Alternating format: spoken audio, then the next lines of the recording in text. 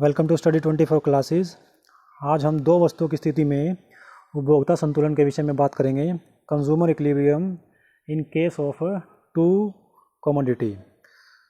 तो सबसे पहले हम ये समझ लेते हैं उपभोक्ता संतुलन होता क्या है, उसके बाद हम समझेंगे दो से अधिक वस्तुओं की स्थिति में उपभोक्ता का संतुलन क्या होगा। तो उपभोक्ता संतुलन क्या होता है यहाँ पे? उपभोक्ता संतुलन एक ऐसी स्थिति है जिसमें एक उपभोक्ता अपनी सीमित आय को व्यय करके अधिकतम संतुष्टि प्राप्त करता है। ऐसी स्थिति में उपभोक्ता अपनी आय को खर्च करने के वर्तमान ढंग में किसी प्रकार का परिवर्तन करना पसंद नहीं करता है। तो ऐसी स्थिति होती है जिसमें क्या होता है, जो उसकी आय दी होती है उपभोक्ता की और जो वस्तुओं की कीमतें दी होती हैं, उन वस्तुओं की कीमतों के साथ वो अपनी जो सीमित आय है उससे क्या है कि अधिकतम संतुष्टि प्राप्त करना चाहता है। तो जो वो स्थिति बनेगी उस स्थिति को हम क्या कहेंगे? उपभोक्ता का संतुलन कहेंगे। और उस स्थिति में वो किसी तरीके का उपभोक्ता क्या कि परिवर्तन नहीं करना चाहता, तो इसे क्या कहेंगे? उपभोक्ता का संतुलन कहेंगे। उसके बाद क्या है कि वस्तु की कीमत और उपभोक्ता की आय क्या रहती है? स्थिर रहने पर एक उपभोक्ता उस समय संतुलन की अवस्था में होता है जब वह अपने व्यवहार को वर्तमान परिस्थितियों में सबसे अच्छा मानता है और उसमें किसी तरीके का कोई परिवर्तन नहीं करना चाहता, जब तक कि परिस्थितियों में परिवर्तन ना हो और कोई परिवर्तन करना पसंद नहीं करता है। उसके बाद क्या है कि उसके बाद सम सीमांत उपयोगिता क्या होती है हमारी? Law of equi marginal utility. अब अगर हमने जो है कि दो वस्तुओं की स्थिति में उपभोक्ता संतुलन को समझना है तो हमें सम सीमांत उपयोगिता के नियम को समझना पड़ेगा। वो क्या होता है? सम सीमांत उपयोगिता का नियम क्या होता है? नियम बताता है कि उपभोक्ता अपनी मौद्रिक आय मनी इनकम को वस्तुओं के बीच इस तरीके से खर्च करता है कि प्रत्येक वस्तु पर खर्च अंतिम रूप से प्राप्त उपयोगिता क्या रहे? समान रहे। दूसरे शब्दों में हम कह सकते हैं कि उपभोक्ता की संतुलन की स्थिति में वह प्रत्येक वस्तु पर मुद्रा व्यय की सीमांत उपयोगिता मनी इनकम क्या रहे? समान रहे। यह नियम क्या है कि आपका उपभोग के क्षेत्र में बहुत महत्वपूर्ण है, क्योंकि प्रत्येक उपभोक्ता अपनी सीमित आय से क्या करना चाहता है? अधिकतम संतुष्टि प्राप्त करना चाहता है और उन वस्तुओं के साथ जो उपभोक्ता वर्तमान में उपभोग कर रहा है। इससे क्या कहते हैं? गोसेन का दूसरा नियम या फिर गोसेन सेकंड लॉ भी कहा जाता है। और जो हमारी घटती सीमांत उपयोगिता है उसको गोसेन फर्स्ट लॉ कहा जाता है, और जो हमारा सम सीमांत उपयोगिता है इक्वी मार्जिनल यूटिलिटी है, इसको हम गोसेन का दूसरा नियम या फिर गोसेन सेकंड लॉ भी कह सकते हैं। तो ये कॉम्पिटिटिव एग्जाम में कई बार पूछ लेते हैं कि घटती सीमांत उपयोगिता का दूसरा नाम क्या है, या फिर गोसेन का प्रथम नियम किसे कहा जाता है। इसी तरीके से गोसेन का द्वितीय नियम क्या है? तो गोसेन का प्रथम नियम जैसे कि law of diminishing marginal utility है। गोसेन का द्वितीय नियम गोसेन सेकंड लॉ क्या है? सम सीमांत उपयोगिता का नियम है, law of equi marginal utility है। तो क्या है कि आपका उपभोक्ता संतुलन हम देखेंगे दो वस्तु की स्थिति में कैसे होता है। दो वस्तुओं की स्थिति में consumer equilibrium in case of two commodities. दो और अधिक वस्तुओं की स्थिति में उपभोक्ता संतुलन कहाँ होगा? गणनावाचक उपयोगिता पर आधारित होता है। सम सीमांत उपयोगिता के नियम के आधार पर, law of equi marginal utility के आधार पर उपभोक्ता संतुलन दो और अधिक वस्तुओं की स्थिति में क्या है, किस प्रकार से होगा, वो नीचे देख सकते हैं हम, जहाँ पे आपका रेशो ऑफ एक्स गुड का किससे? मार्जिनल यूटिलिटी से प्राइस का जो रेशो होगा वो इक्वल होना चाहिए marginal utility of Y divide by P Y के, और वो सब के सब क्या इक्वल होने चाहिए आपके? मार्जिनल यूटिलिटी ऑफ एन और पी एन, मतलब nth यूनिट तक अगर हम कंजम्पशन करते हैं तो उसके वो बराबर होना चाहिए, और इज इक्वल टू लास्ट में हमारा किसके बराबर होना चाहिए? मार्जिनल यूटिलिटी ऑफ मनी, मुद्रा की सीमांत उपयोगिता के वो बराबर होना चाहिए। तब क्या होगा? उपभोक्ता संतुलन होगा। उपभोक्ता का संतुलन होगा किसमें? दो और अधिक वस्तुओं की स्थिति में। अब क्या है कि मान लीजिए आपकी आय 30 रुपये है, जिसे आप दो वस्तुओं एक्स और वाई पर खर्च करना पसंद करते हैं। दोनों वस्तुओं की दी गई कीमत क्या है? वस्तु एक्स पर की प्रत्येक रुपये से मिलने वाली सीमांत उपयोगिता वाई की प्रत्येक रुपये से मिलने वाली सीमांत उपयोगिता के बराबर होनी चाहिए, जो मुद्रा की सीमांत उपयोगिता के बराबर होगी, तब जाकर क्या होगा, उपभोक्ता संतुलन में होगा। जैसे कि इसमें दिखाया गया है M U X divide by P X is equal to M U Y divide by P Y is equal to हमारा मार्जिनल यूटिलिटी ऑफ एम। उसके बाद कुछ इसकी मान्यताएं हैं, वो मान्यताएं हम देख लेते हैं। एजम्पशंस जिनको बोला जाता है, उपभोक्ता क्या रहता है, व्यवहारिक रहता है, तर्कसंगत रहता है, उसे पता होता है बाजार में वस्तुओं की कीमतें क्या हैं, किस तरीके से उसको वस्तुएं खरीदनी है, तो इस तरीके से वो क्या रहता है, व्यवहारिक रहता है, तर्कसंगत रहता है। दूसरा क्या है कि उपयोगिता को मुद्रा में मापा जा सकता है। तो तीसरा क्या है हमारा, मुद्रा की सीमांत उपयोगिता क्या रहती है, स्थिर रहती है, उसमें किसी तरीके का कोई परिवर्तन नहीं आता है। उसके बाद क्या है, उपभोक्ता की आय दी गई है और वह भी क्या है, स्थिर है, उसमें भी किसी तरीके का कोई परिवर्तन नहीं कर सकते हम। उसके बाद क्या है कि वस्तुओं की कीमतें क्या हैं, पहले से ही दी गई हैं और उसमें भी किसी तरीके का कोई परिवर्तन हम नहीं कर सकते।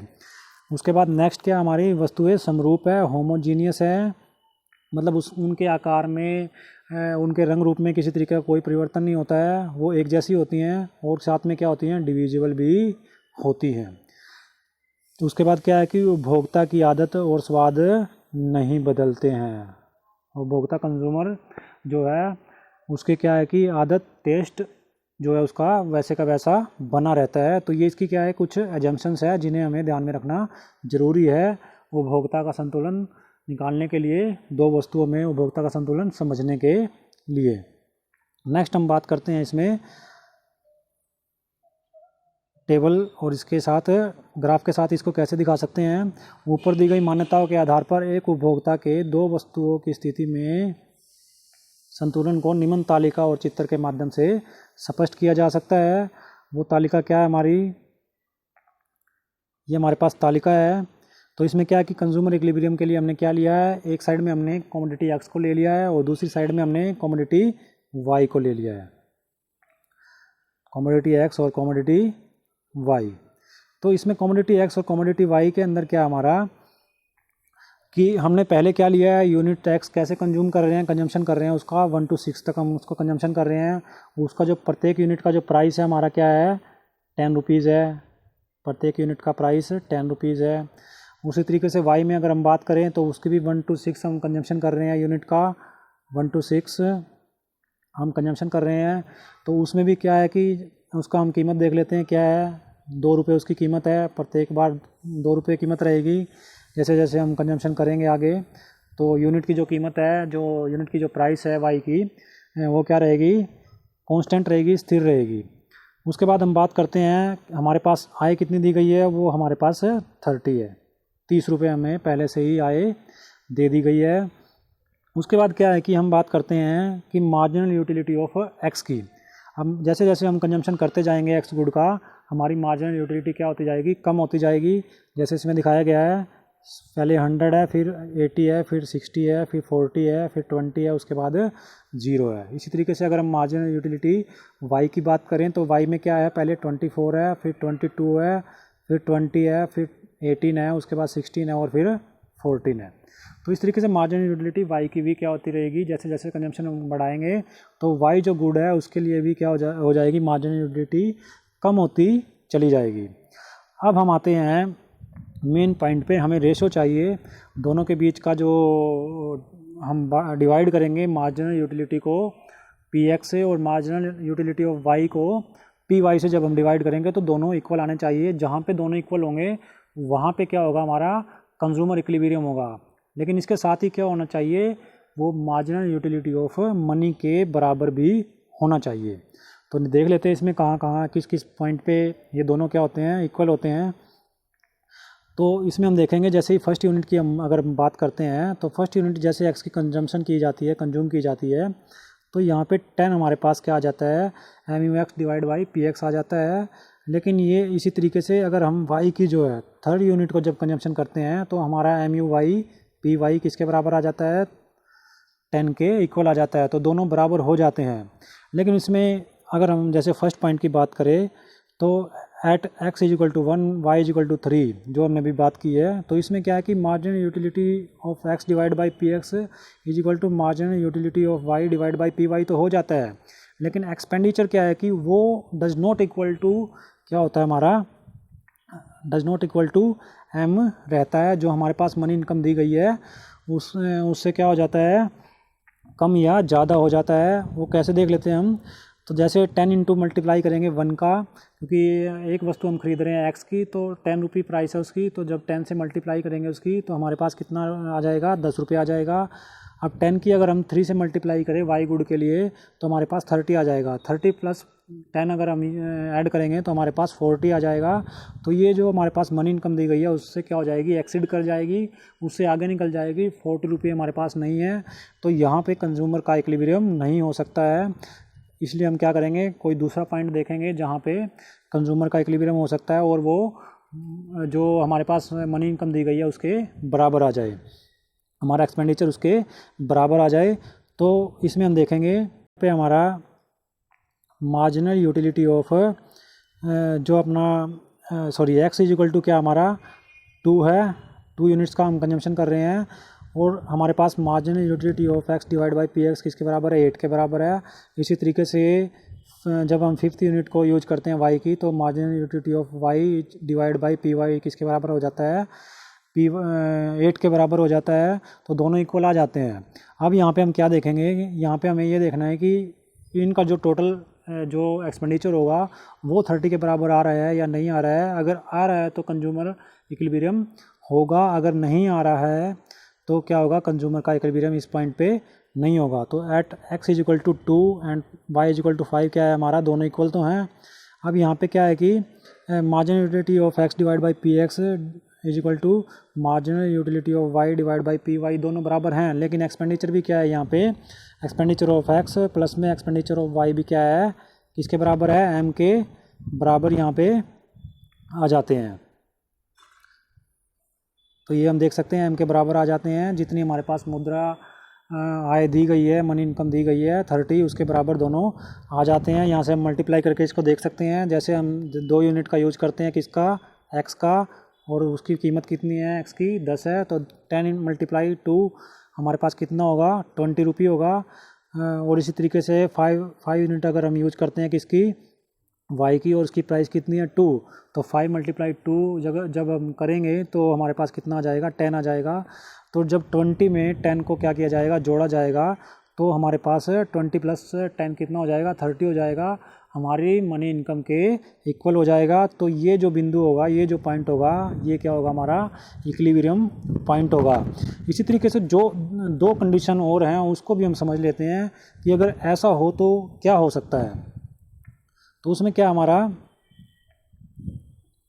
उसमें थर्ड, जैसे अगर कंडीशन की हम बात करें तो इसमें क्या है कि M U X divide by P X greater than किससे है, M U Y divide by P Y से अगर हो तो क्या होगा, the consumer gets more M U from last rupees spent on X as compare to Y, he will buy more of X and less of Y, M U X divide by P X क्या हो जाए, equal to M U Y divide by P Y के बराबर जब तक नहीं आ जाता तो तब तक क्या हो जाएगा, एक्स किससे, एक्स की वस्तुएं की, एक्स वस्तुएं क्या है कि वाई वस्तुओं से ज़्यादा खरीदी जाएंगी जब तक दोनों इक्वल नहीं आ जाते। Marginal utility of X divide by P X is equal to M U Y divide by P Y के बराबर नहीं आ जाता। उसके बाद क्या हमारा चौथी अगर पॉइंट की बात करें, फोर्थ पॉइंट की बात करें, तो इसके अंदर भी क्या है कि अगर M U X divide by P X less than है, मतलब छोटा है किससे, कम है किससे, M U Y divide by P Y से कम है, तो the consumer gets more M U from the last rupees spent on Y as compare to X. तो एज कंपेयर टू एक्स क्या करेगा, वाई को किससे, वाई को ज़्यादा खरीदेगा किससे, एक्स से ज़्यादा खरीदेगा। और इसमें क्या करेगा, जो हमारा कब तक खरीदेगा, जब तक हमारा marginal utility of X divide by P X is equal to marginal utility of Y divide by P Y के इक्वल नहीं आ जाता है। इसे हम ग्राफ के माध्यम से भी समझ सकते हैं। टेबल के माध्यम से इसे कैसे समझा जाएगा वो देख लेते हैं हम। तो टेबल के माध्यम से हम इसको किस तरीके से समझ सकते हैं। हमने एक्स एक्सिस पे हमने क्या ले लिया है, यूनिट्स ऑफ एक्स और यूनिट्स ऑफ वाई दोनों को ले लिया है। अब जो राइट साइड में हमने जो ऊपर वाई एक्सिस लिया है उस पर हमने मार्जिनल यूटिलिटी ऑफ वाई और पी वाई को लिया है। और जो हमने लेफ़्ट साइड में जो हमने वाई एक्सिस को लिया है उसमें मार्जिनल यूटिलिटी ऑफ एक्स और पी एक्स को लिया है। तो यहाँ पे क्या होगा, मार्जिनल यूटिलिटी ऑफ एक्स और मार्जिनल यूटिलिटी ऑफ वाई जहाँ पे कट करेंगे प्राइस को, दोनों को कट करेंगे, वो हमारा क्या हो जाएगा, इक्विलिब्रियम पॉइंट हो जाएगा, उपभोक्ता का संतुलन होगा दो वस्तुओं की स्थिति में। तो जैसे कि हमारे पास ई पॉइंट आ रहा है, तो यहाँ पे क्या हो जाएगा हमारा, दोनों M U X divide by P X is equal to किसके बराबर हो जाएगा, M U Y divide by P Y के बराबर हो जाएगा। इसे हम थोड़ा सा आगे समझ लेते हैं क्या है। तालिका से स्पष्ट हो रहा है कि जहां x वस्तु की 2 इकाइयों का उपभोग करने पर एम यू एक्स बटे पी एक्स किसके बराबर आ रहा है, 8 के बराबर आ रहा है। वहीं y वस्तु की 5 इकाइयों का उपभोग करने से एम यू वाई बटे पी वाई किसके बराबर आ रहा है, 8 ही है। तो वो दोनों क्या है कि बराबर हो जाते हैं, लेकिन क्या है कि साथ में किसके बराबर होना चाहिए, साथ में वो जो उनका खर्च है, टोटल जो खर्च है वो किसके बराबर होना चाहिए, वो हमारे पास जितनी आय दी गई है उसके बराबर होना चाहिए। तो दोनों वस्तुओं पर कुल खर्च कितना होगा, 30 रुपये होगा, क्योंकि एक वस्तु एक्स की जो कीमत है वो 10 रुपये दी गई है और 2 इकाइयाँ खरीदने पर उसका जो कुल खर्च होगा वो 20 रुपये आएगा। और वाई वस्तु की जो कीमत दी गई है वो 2 रुपये दी गई है, उस पर जो खर्च होगा वो मतलब 5 इकाइयाँ उसकी खरीदी जाएंगी तो खर्च होगा 10 रुपये। अब इनका टोटल करेंगे तो टोटल हमारे पास है मनी इनकम के बराबर आ जाएगा, जो कि 30 के बराबर होगा। तो इस तरीके से क्या होगा, जब ये 30 के बराबर आ जाएगा, 30 के बराबर मान लो आ जाता है, तो हमारा क्या होगा, यहाँ पे उपभोक्ता का संतुलन हो जाएगा दो वस्तुओं की स्थिति में। तो आज का हमारा जो टॉपिक था वो था उपभोक्ता संतुलन दो वस्तुओं की स्थिति में, या दो से ज़्यादा भी अगर हम वस्तुएं लेते हैं तो उपभोक्ता का संतुलन इक्वी मार्जिनल यूटिलिटी के ऊपर ही डिपेंड करेगा। और इस तरीके से हम उपभोक्ता के संतुलन को दिखा और समझ सकते हैं। तो आगे हम बात करेंगे